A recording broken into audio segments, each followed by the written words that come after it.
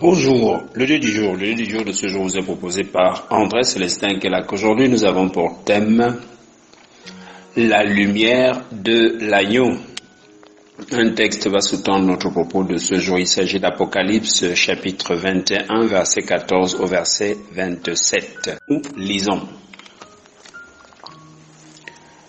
La muraille de la ville avait 12 fondements et sur eux les 12 noms des 12 apôtres de l'agneau. Celui qui me parlait avait pour mesure un roseau d'or afin de mesurer la ville et ses murailles. La ville avait la forme d'un carré et sa longueur était égale à sa largeur. Il mesura la ville avec le roseau et trouva 12 000 stades. La longueur et la largeur et la hauteur en étaient égales. Il trouva 144 coudées, mesure d'homme qui était celle de l'ange. La muraille était construite en jaspe et la ville était d'or pur, semblable à du verre pur. Les fondements de la muraille de la ville précieuse, c'est précieuse de toute espèce.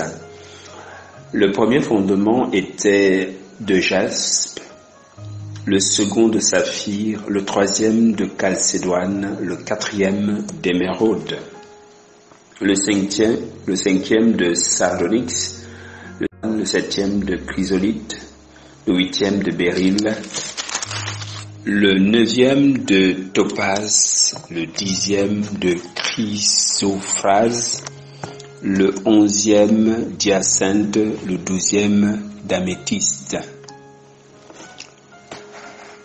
Les 12 portes étaient 12 perles. Chaque porte était d'une seule perle. La place de la ville était d'or pur comme du verre transparent.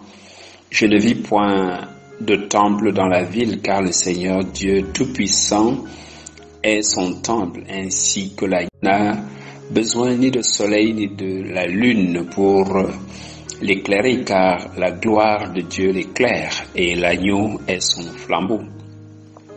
Les nations marcheront à sa lumière et les rois de la terre y apporteront leur gloire. Ses portes ne se fermeront pas, là il n'y aura point de nuit. On y apportera la gloire et l'honneur des nations. Il n'entrera chez elle rien de souillé ni personne qui se livre à l'abomination et au mensonge. Il n'entrera que ceux qui sont écrits dans le livre de vie.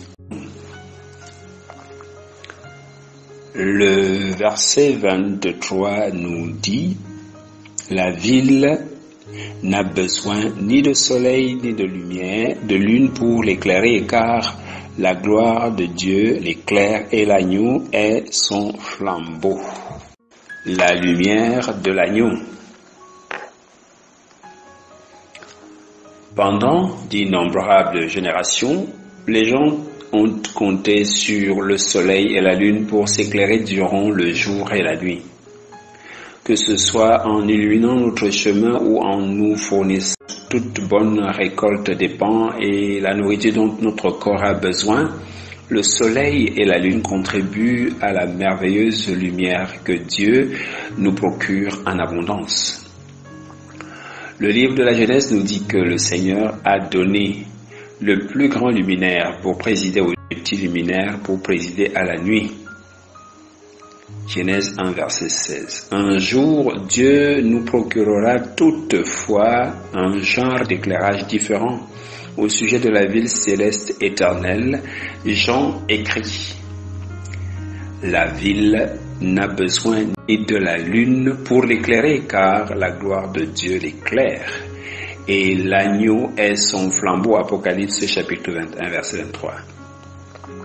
Il est intéressant de remarquer que le mot flambeau utilisé ici serait mieux rendu par lampe.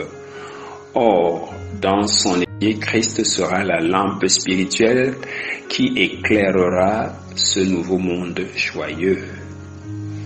Le Seigneur Jésus-Christ est l'agneau de Dieu qui ôte le péché du monde. Jean chapitre 1 verset 29. Il est également la source de l'éclairage spirituel qui fait que qui fait de ses disciples plutôt la lumière du monde. Matthieu 5, verset 14. Par contre, dans l'éternité, il sera la lampe qui éclaire notre chemin. Apocalypse 21, 23. Comme ce sera formidable un jour de vivre l'ère de l'agneau. La lumière du monde ne connaît aucune panne d'électricité. La lumière du monde ne connaît aucune panne d'électricité. Prions ensemble, si vous le voulez bien. Merci Seigneur pour la grâce et le privilège de te connaître. Tu es le chemin, la vérité et la vie. Mais tu es surtout la lumière du monde, la lumière spirituelle qui éclaire les ténèbres dans lesquelles, englué dans le péché, tout homme se trouve. Tu es la libération, tu es la source d'eau vive, tu es l'agneau immolé. Oui, que mes yeux voient ta lumière, que mes ténèbres soient éclairées, afin que je ne bronche plus face au péché, face au tumulte de la vie. Que je vois clairement mon chemin dans ce monde, afin d'être conduit rigoureusement dans la patrie céleste, où je verrai suffisamment clair et en permanence et pour toujours et pour l'éternité. Oui Seigneur, j'ai besoin de cette lumière. Sois ma lumière, tu es ma lumière, pour mon frère, pour ma sœur.